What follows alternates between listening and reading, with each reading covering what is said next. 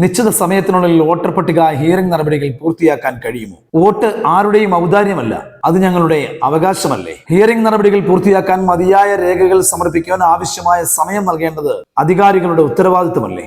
വരാനിരിക്കുന്ന നിർണായകമായ തെരഞ്ഞെടുപ്പുകൾക്ക് മുന്നോടിയായി രാജ്യത്തെ പല സംസ്ഥാനങ്ങളിലും SIRന്റെ ഭാഗമായ തീവ്ര വോട്ടർ പട്ടിക പുതുക്കൽ പുരോഗമിക്കുകയാണ്.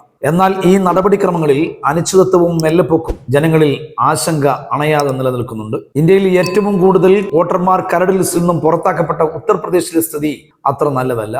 എന്നാൽ കേരളത്തിലെ സ്ഥിതിയും അതീവ ജാഗ്രതയോടെയാണ് നമ്മൾ കാണേണ്ടത്.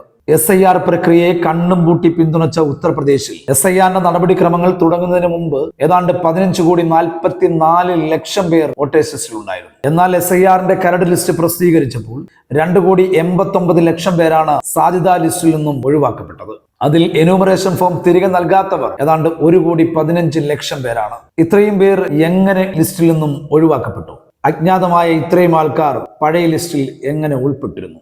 ഈ ചോദ്യങ്ങൾ രാഷ്ട്രീയ വൃത്തങ്ങളിൽ വലിയ ചർച്ചകൾക്ക് വഴിമരുന്നിടുകയാണ്. നിലവിലെ കേരളത്തിലെ സ്ഥിതിയും വളരെ വ്യത്യസ്തമാണ്. ഏറ്റവും നിർണായകമായ അന്തിമ വോട്ടേഴ്സ് ലിസ്റ്റ് പ്രസിദ്ധീകരിക്കുവാൻ ദിവസങ്ങൾ ബാക്കി നിൽക്കെ കേരളത്തിലെ SIRന്റെ നടപടിക്രമങ്ങൾ വളരെ മെല്ലെയാണ് പോകുന്നത്. തെരഞ്ഞെടുപ്പ് കമ്മീഷൻ നേരത്തെ പുറത്തിറക്കിയ കണക്കുകൾ പ്രകാരം 19 ലക്ഷം പേർ മാത്രമാണ് ഹിയറിംഗിന് ഹാജരാകേണ്ടവർ. എന്നാൽ ലോജിക്കൽ ഡിസ്ക്രിപ്പൻസി വിഭാഗത്തിലുള്ളവർ കൂടി നിലവിലെ സാഹചര്യത്തിൽ ഹിയറിംഗിന് ഹാജരാകേണ്ടതുണ്ട്. അങ്ങനെ വരുമ്പോൾ നിലവിൽ 37 ലക്ഷം പേരാണ് കേരളത്തിൽ ഹിയറിംഗിന് ഹാജരായി അന്തിമ ലിസ്റ്റിൽ ഇടം പിടിക്കേണ്ടത്.